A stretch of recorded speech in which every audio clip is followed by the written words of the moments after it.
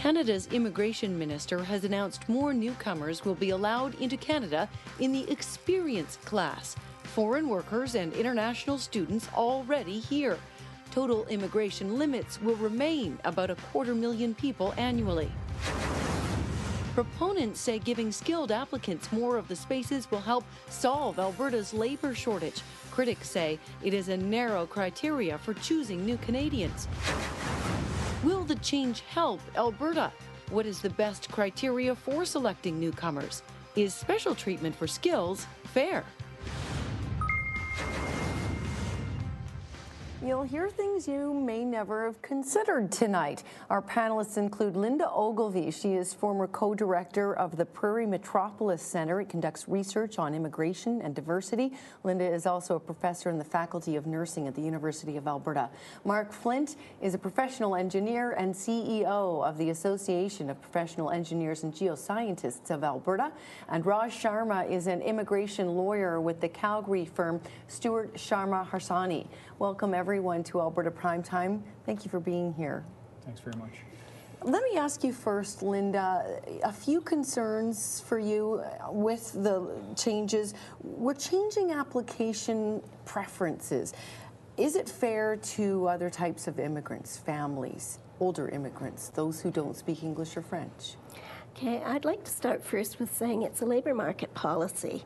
And I'm not so sure we should be focusing only on labour market. We've also got a nation-building role to immigration. And that piece, I think, may be missing in some of this. Having said that, at some level it makes sense to change the age structure to a younger group. But another issue is that really the people who do really well tend to be the children of our immigrants. We change the age structure, we bring them in, but we don't bring the children who 10, 15, 20 years down the road are going to be at university, through university, etc. So I think we're looking at a short-term sort of fix to our labour problem, and maybe not the long-term fix that we might be more forward-looking at. It almost sounds like to you Canada might be straying just a little bit from some of its long-standing core values on immigration.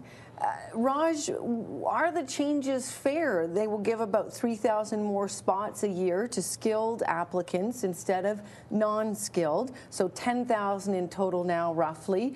Is it queue jumping of a sort?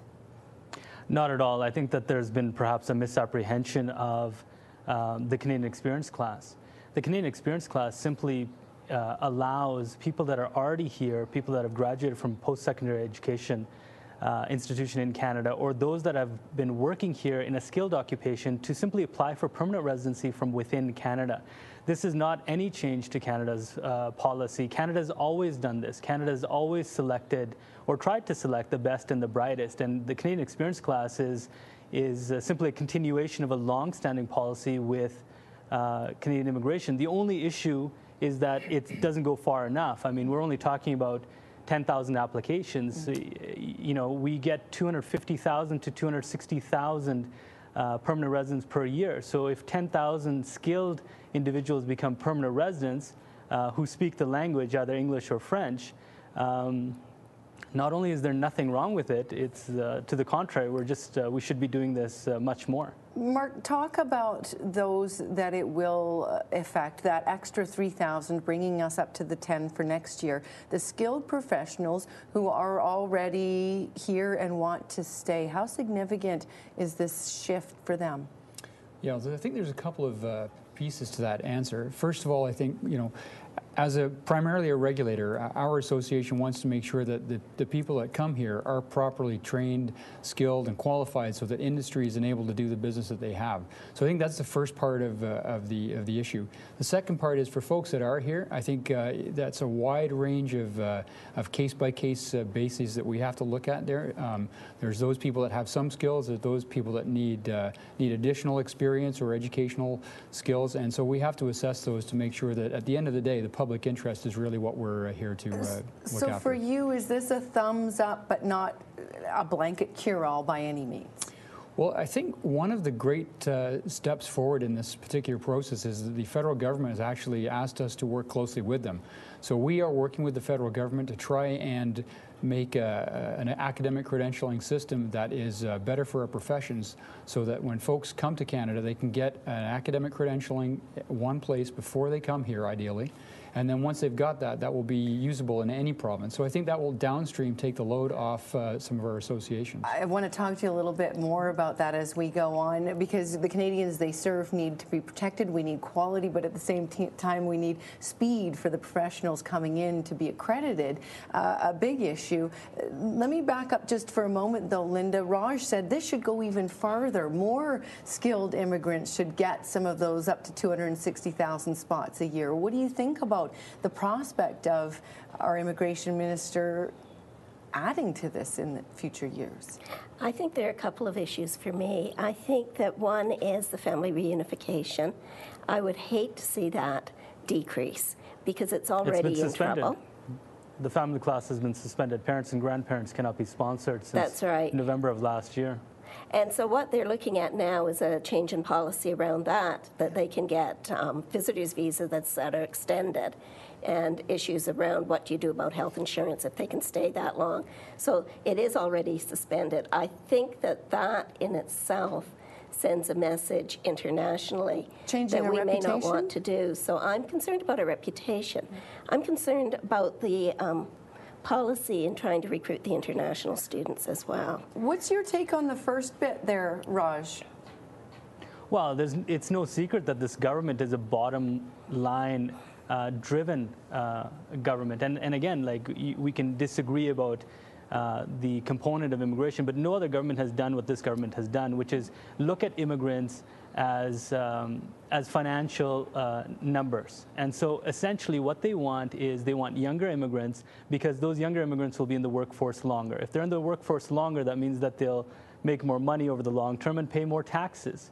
They're making changes to old age security or other benefits available to newly arrived elderly immigrants. So, you know, I think it's done. Jason Kenney has already, it's a fait accompli. Jason Kenney has already done those changes which prioritize economic immigrants to a vast extent. So the Canadian Experience class is a perfect immigrant model for Jason Kenney. He wants young immigrants that speak English or French, that have already worked in Canada or have studied in Canada, thereby already establishing themselves and need a minimum of resources for settlement. Is all of that necessarily bad, though? And not to sound heartless, but none of that is bad, Jennifer. Because we need the country to be able to work.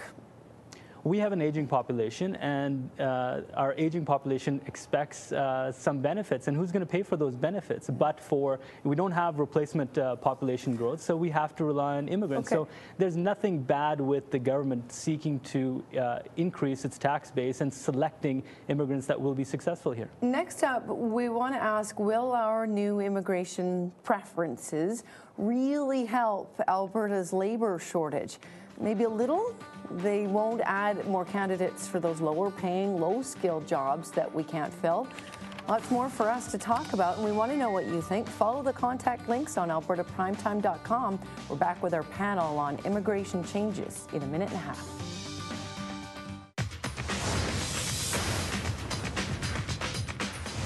Everybody brings something new, so you never know what's coming. I think anybody should be able to come to this province, but the labor needs do bring a lot into account. There's a need for the labor. Once the person could speak the language and there's a need, I think they should be allowed to come in. Arms off and just don't be a criminal when you get here. It should really be dependent on how the person works rather than where they're from. I know we have to have our labor needs met, I know that. But I don't think fast track anyone. If there's skill sets that we require here and we can't get the people in Canada to do the job, I think we don't need projects to stop because of lack of employees. Welcome back to Alberta Primetime. Canada will give more immigration applicants with professional skills a little more preference next year. Total immigration, though, will not rise. We've debated fairness. How about, will it work for Alberta? Mark, how steep is the demand for engineers, for example, in our province? And will raising skilled immigrants to 10,000 next year from 7,000 last year really make a dent? Yeah, I mean, obviously that's going to be difficult to judge until we've had a couple of years to look back at the progress. But I think going back to Raj's point about what Canada needs, I think the government's made some deliberate decisions about trying to shape the future of our country. And I think from a professional standpoint, this is a good way to try and get the right people into the economy. And I know dealing with engineering permit holders, people that practice the profession around our province, they're certainly saying, we need people, but we don't necessarily want them at any cost. Explain what you mean by that. Well, as I alluded to earlier, we have a set of standards, as does any profession, whether you're a lawyer, or a nurse, or an engineer, geoscientist. And our job is to make sure that those people have the required academic and experiential credentials to make them, good professionals that are going to protect the public interest. So as long as they meet those standards, and I will say that those standards are rigorous, then people will be suitable to be employed and will help protect the public at the end of the day. Raj, there are still... One could argue that these regulatory bodies like the Law Society or the nurses or engineers for that matter are monopolistic, and what they're trying to do is, protect what's theirs to maintain a certain, for example, lifestyle of their members. I think that there's a tension here, and the tension is we need more doctors, nurses, and professionals, and then the tension is that the regulatory bodies don't want excessive additional members that could potentially drive down the billable hour, for example. What's your take on that? That's unfortunate, but it's true. What's your take on that, Linda? I'm going to speak as a nurse for this because I think nursing's in a particular place. And we've had an issue where some of our nurses have come in expecting to become RNs. They are now hired as LPNs, paid a lot less than they were expected. And if they have to go home at the end of the time, there isn't a lot of incentive for us to invest in helping them to become RNs. Perhaps if they had more opportunity to stay, that there would be more of an incentive to actually meet the real need. So I think there's a piece with that. I do think licensure in Canada, certainly for nursing, for health professionals, is very difficult compared to Australia, UK, and US. You can't just open the door. There's a then what? Yeah, I'd like to respond to Raj. I think he's got a great point there, and certainly from a regulatory perspective, that could be seen as a legitimate argument.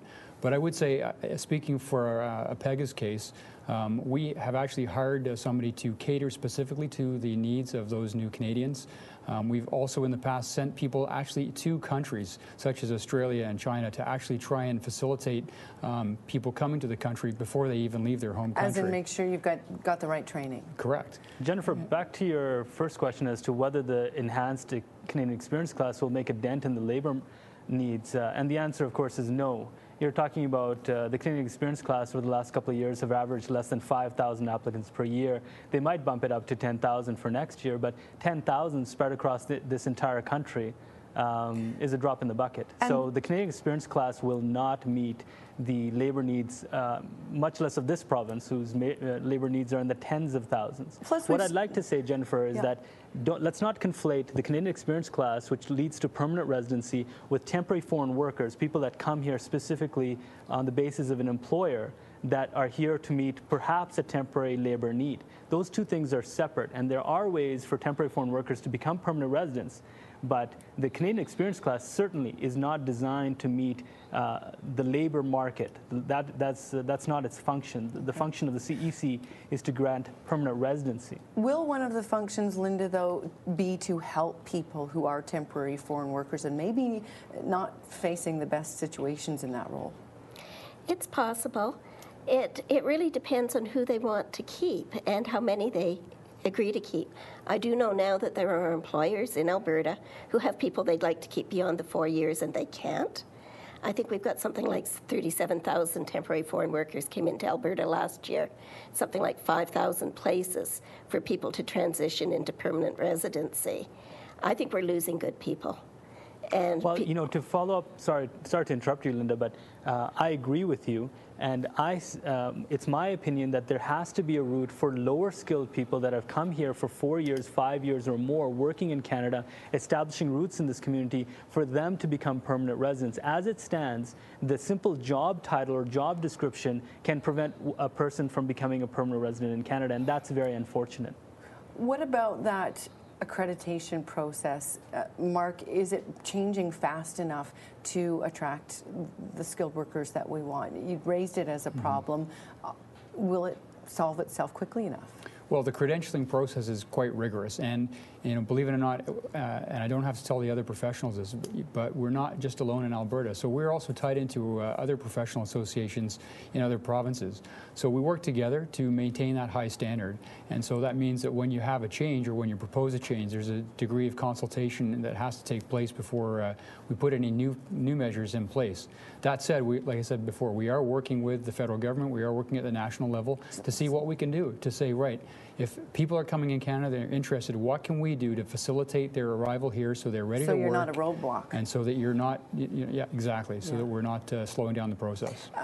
Linda, international students, what's their stake in all of this? A lot of them would like to stay. Some of them wouldn't.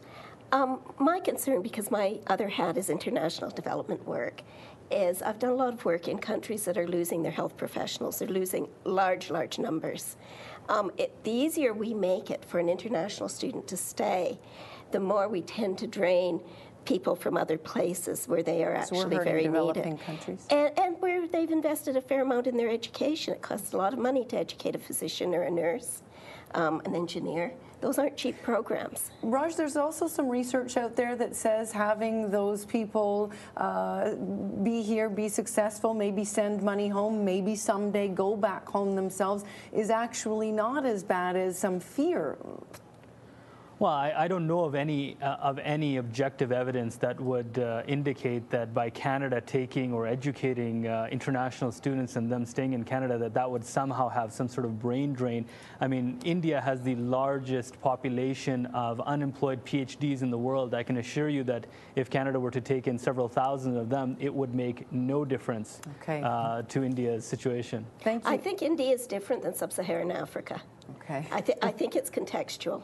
Thank you for your insights tonight. We'll watch as these changes unfold in 2013 and see what's next in the years beyond that as well. Linda Ogilvie is a U of A professor and former co-director of Immigration and Diversity Research Organization Prairie Metropolis Center.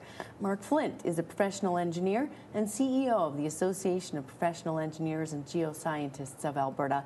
And Raj Sharma is an immigration lawyer with the Calgary firm Stewart Sharma Harsanyi.